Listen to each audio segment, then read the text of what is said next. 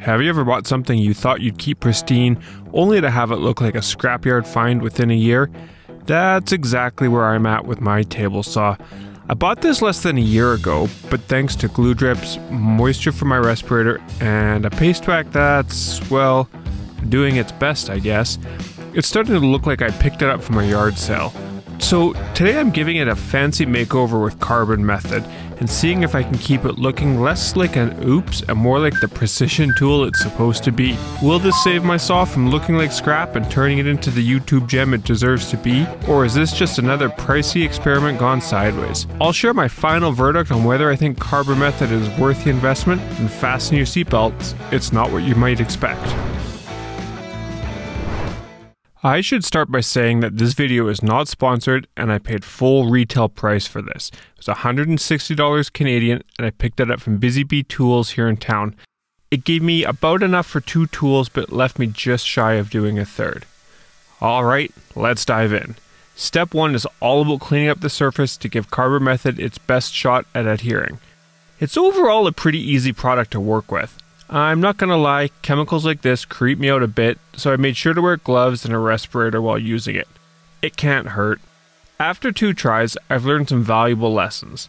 The single most important one is to read the manual. My experience with using this product was quite a bit different the second time around. Since the table saw has a number of stains on it and I'm hoping to get it as clean as possible, I used a maroon Scotch-Brite pad and WD-40 to clean it up a bit. In the past, I've used my battery-powered Milwaukee sander for this, but for some reason it really doesn't seem to spin the pad. It just sort of sits there and vibrates. This time I used my Festool sander and it worked much better. I've been reluctant to use it for cleaning the surfaces as I didn't want to get it covered in WD-40, but it actually wasn't too bad and it cleaned off pretty easily. I went over the table with the WD-40 and the sander, building up a slurry to loosen the grime. I let it sit for a few minutes, then wiped it off with mineral spirits. I use this orange natural mineral spirits stuff and it seems to work pretty well. I had to wipe it off maybe 3 or 4 times to get it to come clean. The stains aren't completely gone, but it is much better. There are a couple of spots where some glue buildup was still on the surface, so I just scraped it off with a chisel. Using WD-40 to pre-clean the surface isn't required, but I thought it would help with removing some of the staining. Moving on to the actual Carbon Method product, the first step is to use their cleaner. It is crucial to get the surface as clean as possible, as any leftover grime can interfere with the effectiveness of the Carbon Method. I think it prevents it from sticking to the surface. I applied a liberal amount of this cleaner to the entire surface of the saw and rubbed it around with moderate pressure with a blue shop towel. I basically just wiped the entire surface off and tried to buff out any swirls or shiny spots. After it was all clean and dry, you repeat the process, spraying it on, smoothing it around, rubbing it off. After the second time, the shop towel was perfectly clean. If it's not clean, you do it again. Now that it is clean, let's see if we can finally get a smooth, protected surface with their graphene coating. Applying the Carbon Method graphene product is definitely the trickiest part of the process. One of my initial gripes about this stuff was that you needed to buy a new applicator block every time you used it. It actually turns out that that's not the case. They supply these cool application claws that are held onto the block with a supplied dowel. The kit comes with more than enough to do a few tools. Shame on me for not paying attention to this when I did my jointer. Oh well, live and learn. So you shake the glass container well to make sure that all the graphene hasn't settled to the bottom. Then you take your applicator block with the attached applicator cloth and saturate a stripe down the middle. To apply Carbon Method to the cast iron surface, drag the wet applicator down one side to create a well, and then drag the product 90 degrees from that well, saturating the whole top of the table. Then you rotate 90 degrees and drag back and forth across the surface. You can see clearly here that's not what I'm doing. I suppose I didn't quite let what I read into the manual soak in. I promise I did do it better on the next section, and honestly, after it was all said and done, there's no discernible difference. I think it's really just important to get it spread around and evenly as possible across the table.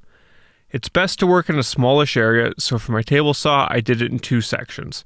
You really just want to get the product all over the table as even as possible, but don't worry too much about that. After it is set for 90 seconds or so to cure, you use the chamfered side of the application block with a cloth and very lightly drag it across the entire surface. This step levels everything out. Wait another 90 seconds or so and use one of the supplied buffing cloths and buff the crap out of the surface. Not too much pressure, just the weight of your hand or so, and rub the table until you have a uniform, even look to it and there's no sticking or kind of snagging of the cloth. It should be nice and smooth and even across. The instructions do say you can do this 2 or 3 times total. I decided to apply 1 coat just to see how it went, and yeah, we'll be able to apply more in the future if I need. With that done, you have to wait 24 to 48 hours before applying the Carbon Glide. This stuff is intended to make the surface super slippery. I dutifully waited until the next evening and then covered the surface of the saw, including the throat plate and the miter slots and a little bit of my outfeed table, with the Carbon Glide. I used a shop towel to very lightly smooth the product all over the top, getting it as even as possible, but making sure there was Carbon Glide just on everything. Give it a minute or 2 and then wipe off the excess with another shop towel. And just like that, you have one slippery saw. So, did I change my mind about carbon method? Well, the answer is a bit complicated. While it didn't transform my table saw into a brand new tool, which is honestly what I was hoping for, and I will say maybe led to believe in some of the videos I've watched, it did clean it up pretty good. It is super slippery and hopefully it provides some much needed protection. If it holds up over time, it might just prove to be worth the investment. You know how it is. It's hard to take the time to clean and buff every month or so to, protect your saw, and obviously I've been guilty about not doing that. So I'm hoping that this stuff, if I can get 6 or 8 or 9 or 12 months out of it, then, the more the merrier. I will keep you updated on how it holds up. So if you want to join me on this small shop adventure, hit that subscribe button and share your thoughts in the comments. If you want more shop tips, check out here how I maximize my tiny workshop, or this other video YouTube thinks you'll like. Have a great day!